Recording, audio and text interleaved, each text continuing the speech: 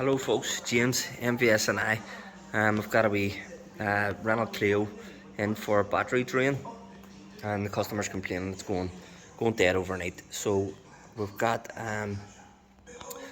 some testing equipment set up here, and with the vehicle shut down, we've got 1.4 amps of a current drain.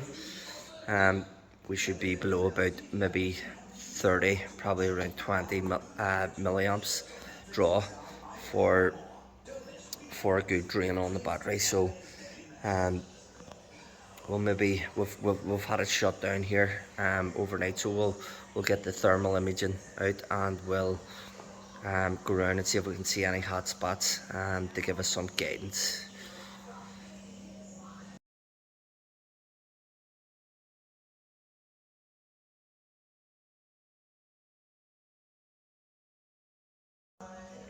So you can see there from the thermal imaging photos, we'll have our boost valve solenoid that was sitting around 40 degrees, so something still powering that there up, and we had our fuel pressure regulator still had some heat in it, and also our ECU in here. So still a lot of variables that can be causing the battery drain here. So we'll maybe get a wire diagram up and see what supplies voltage to the ECU and the rest of the components here that are still powered up overnight. Okay, so here we've got our turbo solenoid valve, and we've got a power feed coming down. It also comes over here, and we've got a relay with 12-volt feed that powers up the ECU too, and also comes down here, powers up Y75 valve, which is fuel quantity control valve. So they're these two devices that are glowing red are part of the relay here in the junction box in the engine bay. So we'll maybe focus on that and see what we can find. So we've now got our amp sound on, and we've set the 20 amp. There was a fuse there, and this is the relay for the power of the ECU and other components. So this is also fuse number 20 down in here.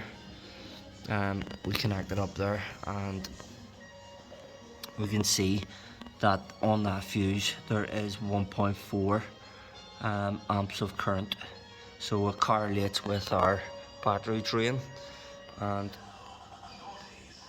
this relay. So maybe we'll pull out the relay and see if the relay is functioning. Okay, so we've got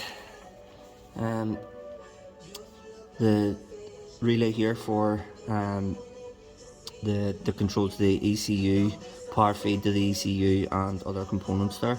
I've marked it. We can see a bit of heat on that pin there. That's the control pins to turn on the main supply. And we've got a rear window heater relay that lives beside it, so we'll want to test off here. So let's see if we can test this quickly. Let's see if we can hear it.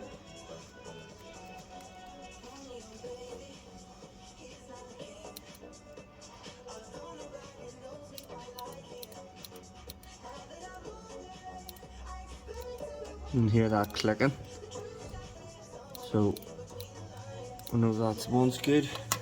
This is the one in question.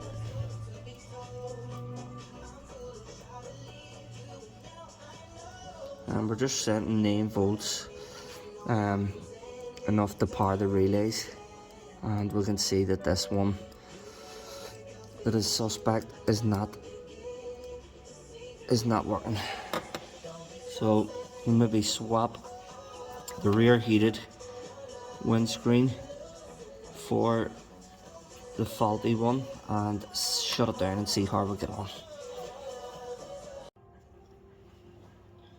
So we're just gonna pop this in where the faulty relay was, and that's that in.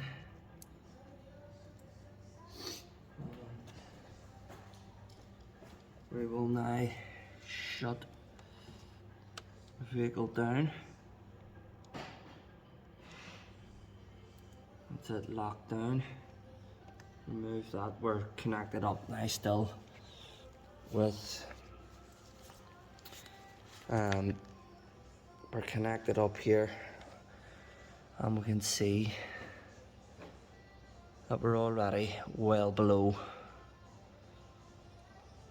the 1.4 amps. We're now at 200 milliamps, so after a short while we should shut down, and hopefully be under the 30 milliamp battery drain specifications,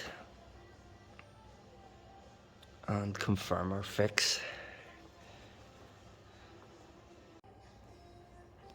So we're now just got the vehicle in shutdown mode, and we're still all connected up here, and we're just going to see if once the vehicle shuts down, are we below our recommended 30 milliamp draw or below that even more. So we'll see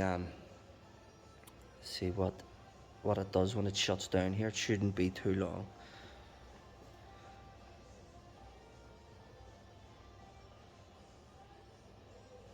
There we go, we're starting to shut right down, and we're down to 5.8 milliamps, which is well below. So there we go. Looks like we've got a relay here for the engine ECU and its components.